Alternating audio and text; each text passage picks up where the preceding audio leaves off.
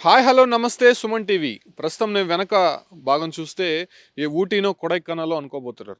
కాదండి, తిరుమలలోనే ఉన్నాను. తిరుమల ఘాట్ రోడ్లో ఇటువంటి రమణీయమైనటువంటి దృశ్యాలు కొన్ని రోజుల నుంచి కనువిందు చేస్తున్నాయి. గడిచినటువంటి వారం ముందు వర్షాలు కురిసినటువంటి నేపథ్యంలోనే ఒక్కసారిగా క్లైమేట్ అంతా కూడా మారిపోయిందని చెప్పుకోవచ్చు. చాలా థ్రిల్లింగ్గా ఉంది. తిరుమలకి వెళ్ళాలంటే ఒక టూరిస్ట్ స్పాట్కి వెళ్ళి ఎలాగైతే వస్తామో అలాంటి అనుభూతి కలుగుతోంది.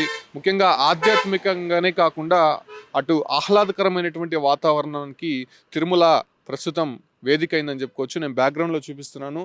అసలు వాహనాలు కూడా కనిపించినటువంటి సిచ్యువేషన్స్ అయితే కనిపిస్తుంది. చాలా చాకచక్యంగా వాహనాలు కూడా నడపాల్సి ఉంటుంది. తిరుమల రెండు ఘాట్ రోడ్లు అంటే తిరుపతి నుంచి తిరుమలకు వెళ్ళేటువంటి ఘాట్ రోడ్ కావచ్చు, లేదంటే తిరుమల నుంచి తిరుపతికి వచ్చేటువంటి ఘాట్ రోడ్లో ఇలాంటి దృశ్యాలే కనువిందు చేస్తున్నాయి. అంటే కమ్ముకున్న పొగ మంచుతో శ్రీవారి భక్తులు పరవశించిపోతున్నారని చెప్పుకోవచ్చు.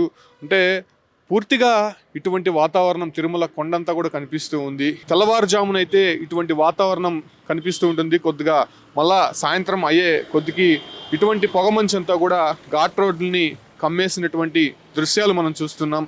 ఇలా సప్తగిరిలో దట్టమైనటువంటి మేఘాలు చాలా ఆహ్లాదకరమైనటువంటి వాతావరణాన్ని తెచ్చిపెడుతూ ఉన్నాయి. రమణీయమైనటువంటి ప్రకృతి అందాలను తిలకిస్తూ శ్రీవారి భక్తుల్లో కావచ్చు కంప్లీట్గా ఇక్కడ ఎంజాయ్ చేస్తున్నారు. ఖచ్చితంగా తిరుమలకి వస్తే ఒక ఆధ్యాత్మిక భావన కలుగుతుందని చెప్పి కూడా అందరూ కూడా భావిస్తుంటారు. కాకపోతే ఇప్పుడు ఆధ్యాత్మిక భావనతో పాటు ఇంకొక బంపర్ ఆఫర్ కూడా కదులుతోంది. ఆహ్లాదకరమైనటువంటి వాతావరణము.